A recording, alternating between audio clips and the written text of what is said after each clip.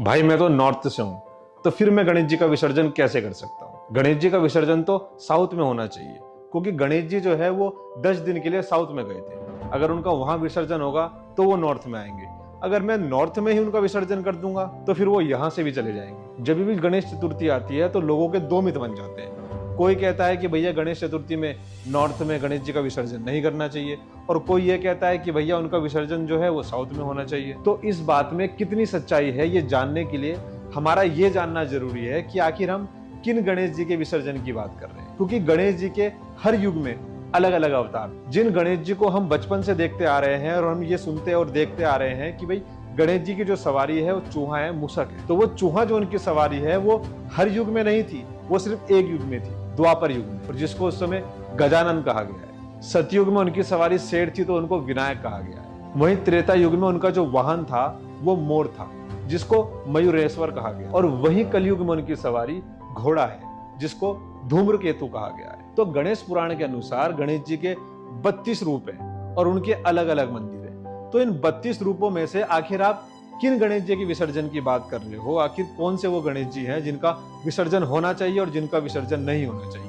पहले है भक्त गणपति, जिनका विसर्जन नहीं होता। फिर है वीर गणपति, उनका भी विसर्जन नहीं होता। फिर है शक्ति गणपति, उनका भी विसर्जन नहीं होता। फिर है सिद्ध गणपति, उनका भी विसर्जन नहीं होता।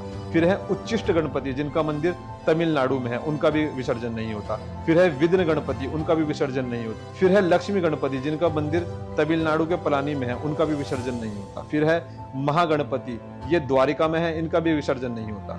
फिर है विजय गणपति, ये महाराष्ट्र में है, इनका भी विसर्जन नहीं होता। फिर है सिद्ध विनायक गणपति, ये भी महाराष्ट्र में स्थित है, इनका भी विसर्जन नहीं होता। फिर है द्विज गणपति, इनका भी विसर्जन नहीं होता। फिर है एकाक्षर गणपति, इनका मंदिर कर्नाटक के हम्पी में है, इनका भी विसर्जन नहीं होता। फिर है वर गणपति, जिनका मंदिर महाराष्ट्र के बेलगाम में है, इनका भी विसर्जन नहीं होता। फिर है क्षिप्र प्रसाद गणपति, ये तमिलनाडु के मैसूर में स्थित है, इनका भी विसर्जन नहीं होता। फिर है एकदंत गणपति, जिन्होंने महाभारत को लिखा था, उनका भी विसर्जन नहीं होता। फिर है हरिद्रा गणपति, जो कि कर्नाटक में स्थित है, इनका भी विसर्जन नहीं होता। फिर है सृष्टि गणपति, इनका मंदिर भी तमिलनाडु में है, इनका भी विसर्जन नहीं होता। गिरजात्मक गणपति, जो कि महाराष्ट्र के पुणे में स्थित है और जहां जाने के लिए लगभग 300 सीढ़ियां पार करने पड़ती है। तो इन 32 में से 31 गणपति जी वो हैं जो मंदिर में विराजमान है। इनमें से सिर्फ एक गणपति जी ऐसे हैं जिनका विसर्जन होता है, और वो है बाल गणपति जी, यानी कि गणपति जी का बाल स्वरूप। लेकिन बाल गणेश जी के विसर्जन के पीछे दो पौराणिक कथा बहुत प्रचलित है।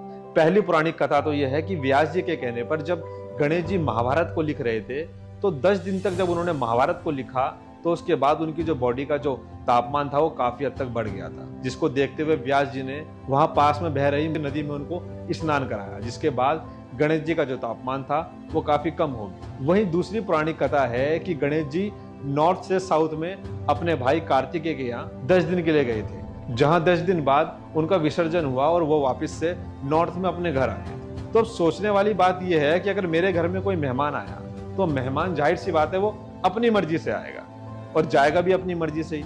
तो अगर कार्तिकेय जी के पास उनके भाई गणेश जी मेहमान बनकर गए थे, तो जाहिर सी बात है वो अपने घर आते भी अपने आप ही। तो ये कहना कि अगर आपके घर में कोई मेहमान आया तो आप उसका विसर्जन कर दोगे, तो मतलब कल के दिन अगर मेरे घर में कोई मेहमान आता है तो मैं भी उसका विसर्जन कर दूंगा और वो अपने घर चले जाएगा। चलो एक बारी के लिए मान भी लिया कि गणेश जी का विसर्जन हुआ और गणेश जी अपने घर आ गए, तो ऐसी कौन सी नदी है जो उल्टी बहती? मतलब उनका विसर्जन हुआ साउथ में और वो आए नॉर्थ। मतलब ये लॉजिक थोड़ा समझना मुश्किल है। अब इसके बावजूद भी कुछ लोगों का तर्क ये होता है कि भाई नॉर्थ में गणपति जी का विसर्जन तो होना ही नहीं चाहिए। लेकिन जिन लोगों का ये मानना है कि गणपति जी का नॉर्थ में विसर्जन नहीं होना चाहिए, तो उनके लिए मेरे पास ऐसा प्रमाण है कि जिससे ये सिद्ध होता है कि भगवान श्री गणेश जी का नॉर्थ में भी विसर्जन होना चाहिए। तो गणेश जी नॉर्थ से, और व्यास जी ने गणेश जी को जहां पर महाभारत को सुनाया वो जगह भी नॉर्थ में, यानी कि उत्तराखंड के बद्रीनाथ के पास।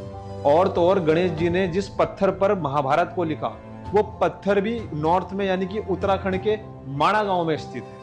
तो प्रथा जब उत्तराखंड के माणा गांव से शुरू हो रही है, तो इसका मतलब ये हुआ कि उत्तराखंड में पहला विसर्जन हुआ और हम ही विसर्जन को नकार रहे हैं, जबकि विसर्जन की शुरुआत ही यहीं से हुई है। और ये तर्क नहीं है, ये प्रमाण है कि श्री गणेश जी का सर्वप्रथम विसर्जन व्यास जी ने उत्तराखंड के माणा गांव में किया। अब इससे यह भी सिद्ध होता है कि विसर्जन की घटना नॉर्थ में हुई और उसको बनाया साउथ में जा रहा है। ठीक उसी तरह जैसे श्री राम जी ने साउथ में जाकर के रावण को मारा, लेकिन इसको दशहरे के रूप में पूजा नॉर्थ में जाता है। तो इसे हम संस्कृतियों का आदान प्रदान भी कहते हैं। जैसे एक राज्य की संस्कृति दूसरे राज्य में और दूसरे राज्य की संस्कृति तीसरे राज्य में अपनाई जाती है। और जो पंचतंत्र के लेखक श्री विष्णु शर्मा के कथन यानी कि वसुदेव कुटुंबकम को भी दर्शाता है।